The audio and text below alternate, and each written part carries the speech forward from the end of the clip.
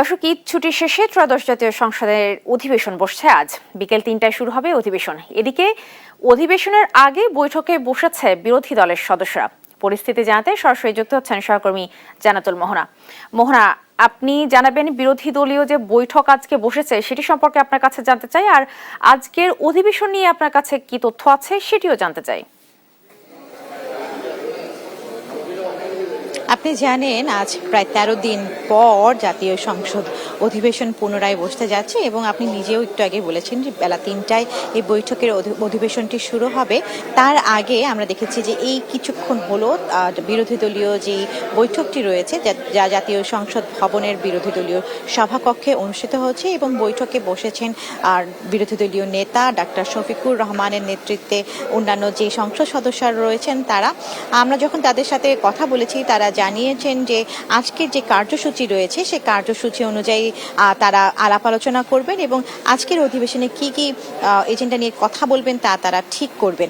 তো তারপরেও আরেকটি তথ্য আপনাদের জানাতে চাই যে আজ বেলা ১:৩০টায়ও সরকার দলীয় যে একটি বৈঠক রয়েছে তা হওয়ার কথা, সেটি অনুষ্ঠিত হবে ঠিক বেলা ১:৩০টায় সরকার দলীয় সভাকক্ষে। আর এর আগে বিরোধী দলীয় যারা বৈঠকে বসেছেন তারা বলেছেন যে গত যে সংসদ অধিবেশনটি হয়েছে অর্থাৎ ১২ তারিখ থেকে অধিবেশনটি শুরু হওয়া, ১৪ তারিখে যেই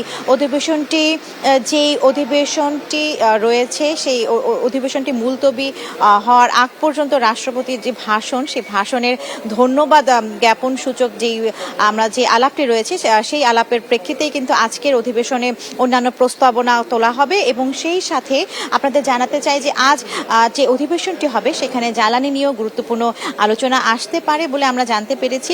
এছাড়া আরেকটি বিষয় আপনাদেরকে বলতে চাই যে জুলাই জাতীয় সনদ বাস্তবায়ন এবং গণভোট বাস্তবায়নের জন্য আজ মানববন্ধন করতে যাচ্ছে গণফোরামের সদস্যরা এবং যে মানববন্ধনটির কথা আমরা বলেছি সেই মানববন্ধনটি হবে ঠিক বেলা ১২টায় জাতীয় সংসদের ঠিক সামনের গেটে মানিক মিয়া এভিনিউ সংলগ্ন যে রাস্তাটি রয়েছে সেখানে। আমরা যখন সংসদ ভবনে প্রবেশ করছিলাম তখন দেখছিলাম যে আইন শৃঙ্খলা বাহিনী তাদের নিরাপত্তা বেষ্টনী নিয়ে দাঁড়িয়ে আছে সংসদ ভবনের সামনের গেটে, যেন কোনো ধরনের বিশৃঙ্খল পরিস্থিতি তৈরি না হতে পারে। এছাড়া আজকের অধিবেশনে আমরা যেটা গুরুত্বপূর্ণ বিষয় অর্থাৎ যুদ্ধ পরিস্থিতি নিয়ে যে জ্বালানি তেলের যে একটি কৃত্রিম সংকট তৈরি হয়েছে সেই সংকট বিষয়ে বিভিন্ন আলাপ আলোচনা হতে পারে। আর এছাড়া আরেকটি বিষয় নিয়ে আজকে একটি গুরুত্বপূর্ণ বিষয় নিয়েও আমরা জানি জাতীয় সংসদের যে স্থায়ী কমিটি রয়েছে সেই স্থায়ী কমিটির একটি বিশেষ বৈঠক অনুষ্ঠিত হবে এবং সেই বৈঠকটি অনুষ্ঠিত হবে সংসদের যে অধিবেশনটি আজকে হওয়ার কথা তারই পরে অর্থাৎ রাতের দিকে। আমরা সময় যতটুকু জানতে পেরেছি যে রাত ৮টা থেকে ৮:৩০টার দিকে যেই সংসদীয় স্থায়ী কমিটি রয়েছে সেই সংসদীয় স্থায়ী কমিটি বা সংসদীয় যে বিশেষ কমিটি রয়েছে সেখানে অন্তর্বর্তী সরকারের সময় জারি করা ১৩৩টি অধ্যাদেশ নিয়ে সরকার দলীয় যারা রয়েছেন তারা বৈঠকটি বা যারা স্থায়ী কমিটিতে রয়েছেন তারা বৈঠকটি নিয়ে আলোচনায় বসবেন। তো এই ছিল আমার কাছে সর্বশেষ। বিরোধী দলের বৈঠকটি শেষে আমরা জানতে পারবো যে তাদের বৈঠকে কোন কোন বিষয় গুরুত্ব পেয়েছে।